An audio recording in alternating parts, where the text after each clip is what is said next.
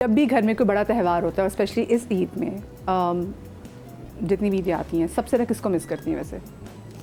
अबू को अपने I think पूरी फैमिली बहुत मिस करती है। कोई भी स्पेशल ओकेजन होता है तो अबू को बहुत मिस करते हैं सब लोग। उमर वैसे आप ईद पे सबसे ज़्यादा किसको मिस करते हैं? कोई ऐसा है? मैं इस दफ़ा अपनी नानी को मिस कर रहा हूँ। मेरी नानी जो है वो अभी कुछ अर्सा पहले ही जो है वो छोड़ कर गई हैं हमें। और बल्कि आप बता रहे थे कि आपकी नानी की तब डेथ हुई थी जब आपकी वो वीडियो बहुत वायरल हुई थी जब आपने प्रपोज किया था। बिल्कुल ऐसे ही उन्हीं वक्तों में जो है वो बेसिकली हुआ था। अब अम्मी को कॉल आ रही थी, भाई मुबारक हो आपके बेटे ने मंगनी कर लिया, हो गया नहीं तो मेरी अम्मी फौत होगी। तो वो बड़ा एक अजीब सा टाइम था उनके लिए भी। और दूसरा ये कि उस टाइम पे मैं ये बात करना चाहूँगा, उस टाइम पे शायद मुझे इतना रियलाइज़ नहीं हुआ जब मुझे कॉल आई थी भाई नानी अम्मा की डेथ हो गई है। तो मैं मतलब रोया नहीं, कोई इतना वो नहीं हुआ, ठीक था, वो आगे पीछे काम वाम कर रहे हैं। एक दिन मैं एयरपोर्ट पे बैठा हुआ था, मेरे सामने एक बहुत ही बुजुर्ग खातून आगे बैठी अपने बेटे के साथ में। उस टाइम पे मुझे जो रोना आया ना वो बहुत शदीद था। तब मैंने रियलाइज़ किया यार मेरी भी तो मतलब नानी थी जो।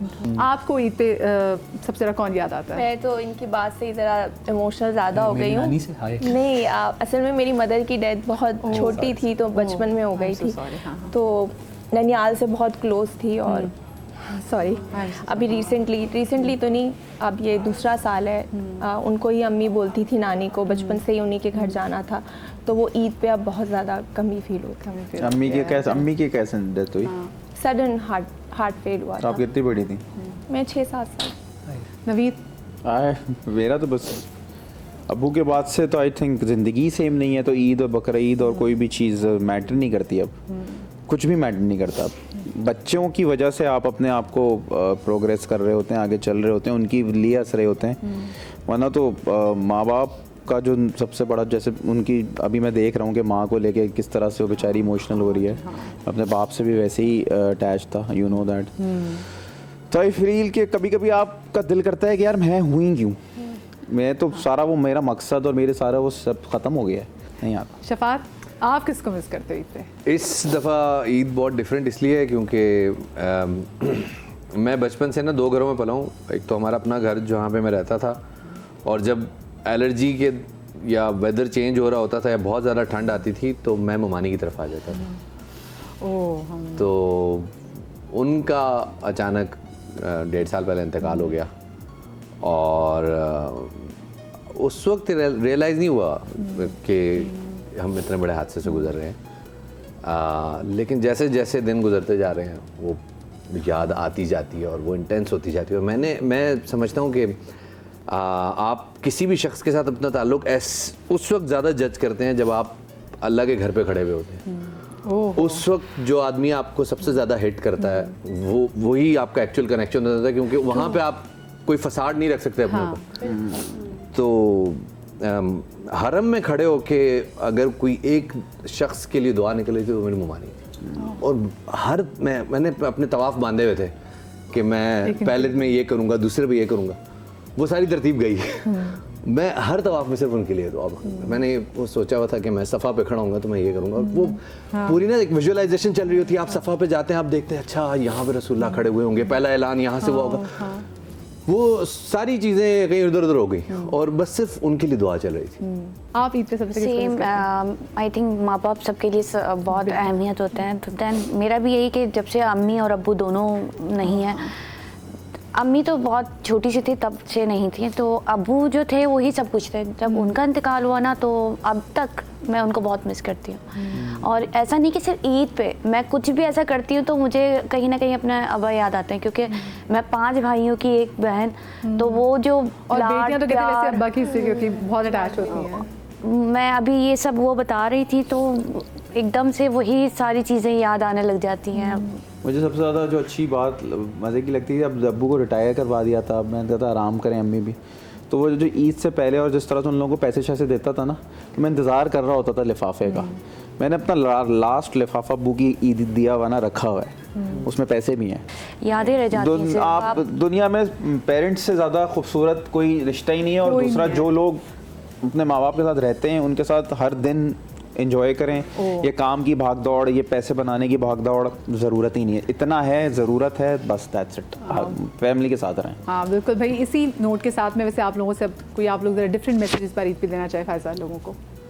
नहीं, बस आई थिंक यही कि हम सब अभी जितने एक टोन ही बदल गई हम सबकी, तो ये जो इसी से कंटिन्यू करूँगी कि जो माँ बाप के साथ रहते हैं तो कोशिश करें कि बुरी तरीके से, I know sometimes it's difficult, लेकिन बुरी तरीके से बात ना करें, और अपने अराउंड जो लोग हैं उनको उनकी ज़िंदगी में अच्छी बातें बोलें। हम लोगों के मरने पे जितनी अच्छी बातें बोलते हैं, काश हम उनकी जिंदा होने के वक्त उनको वो बातें बताएं। All the thing that you want to say to people, उनके जाने के बाद वो आप अभी उनके इस कोशिश करें ऐसी जो और है मेरे ख्याल से शर्म कह दें, झिझक मैंने रेन को बताया आप उनसे कितना प्यार करते हैं। और हम थोड़ी नेगेटिव उसमें ज़्यादा हम लोग कहते हैं हम एक्सप्रेसिव नहीं है, लेकिन नेगेटिव इमोशंस हम बहुत अच्छी तरीके से एक्सप्रेस करते हैं। लड़ाई झगड़ा, लोगों को क्रिटिसाइज करना बहुत आराम से करते हैं, फिर बोलते हैं हम एक्सप्रेसिव नहीं है।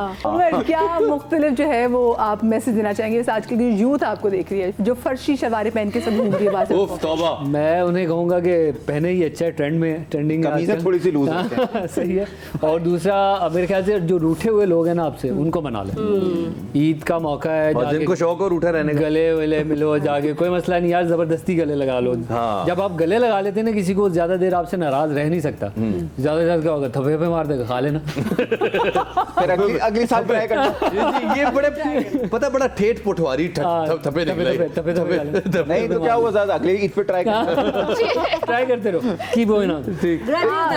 इसमें हो गया कि आप इज्जत और जिल्लत का फर्क खत्म हो जाएगा आपके अंदर से। अंदर कोई हट क्यों होना चाहिए। हाँ।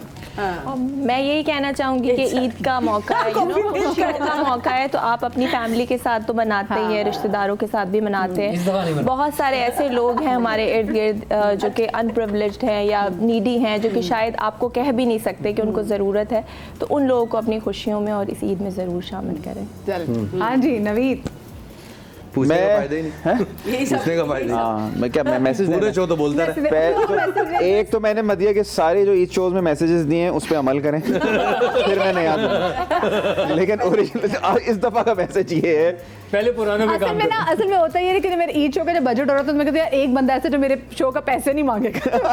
नवीद को लॉक करती हूँ, नवीद को लॉक कर दे। अल्लाह ने दिए ही नहीं है, ये भी नहीं देंगे। क्या है, ज्यादा मोटरसाइकिल ले जाऊंगा, उसी पे बैठ के घर चला जाऊंगा, इसीलिए इनकी गाड़ी बुलवाता हूँ। लेकिन सीरियस मैसेज ये है कि एक तो अल्लाह सिग्नल तोड़ते हैं उनको ईद का, हाँ चमाट है उनके लिए, तो चमाट है। तो एक तो अल्लाह का शुक्र है हम सब के ऊपर कि हंसते बोलते हैं इस तरह से, और जो चाहते हैं वो पहनते हैं, जो चाहते हैं वो खाते हैं, जो चाहते हैं बस मिलना सबसे पड़ता है, वो एक उलझन है। हमने इनकी तरफ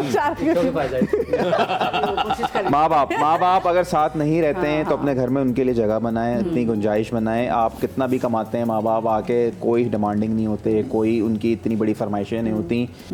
आप 2 रुपए कमा रहे हैं ना, मैं आपसे वादा करता हूँ कि आपके 5 रुपए हो जाएंगे। माँ बाप का घर में साया होना चाहिए, बहुत फर्क पड़ता है। और तुमसे ये वादा दो कि तुम अम्मी को बुलाओ बस। नहीं मैंने अब वो आ रहे हैं वो लोग ईद के बाद, अम्मी का पीस भी खिलौता है ना ये। बस अब अकेले बहुत हो गया, नहीं बुला लो। बेगम को भी साथ ले और अम्मी को भी साथ ले।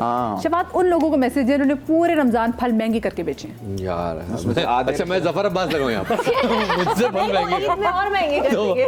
तौबा यार, ये नहीं कर सकता क्योंकि आधे तो रिश्तेदार है। मैं क्यों क्रैशी लगाऊं यहाँ पर, अजीब बातें कर रहे हो यार। अच्छा यार, पहली बात ये कि ये ईद पे ना जो मनचले निकल जाते हैं ना शुमाली इलाकों की सैर को, इन्होंने रावलपिंडी, इस्लामाबाद और गिरदनवा के इलाकों का और लोगों का जो दिमाग ख़राब किया हुआ है ना, मैं दिल से उन लोगों को कहना चाहता हूँ कि ईद के दिन आप घर में तशरीफ़ टिका के बैठें, ये आपके लिए और कौम के लिए बहुत फ़ायदेमंद है। आप क्या मैसेज देना चाहेंगे? मैं ये कहना चाहूँगी कि हर दिन ना खुशी से जियो, अच्छा, और दिल से जियो, और जिन जिन से मिलना चाहे ना उन सब से मिला, अपनी ज़िंदगी को बहुत अच्छे से जिए।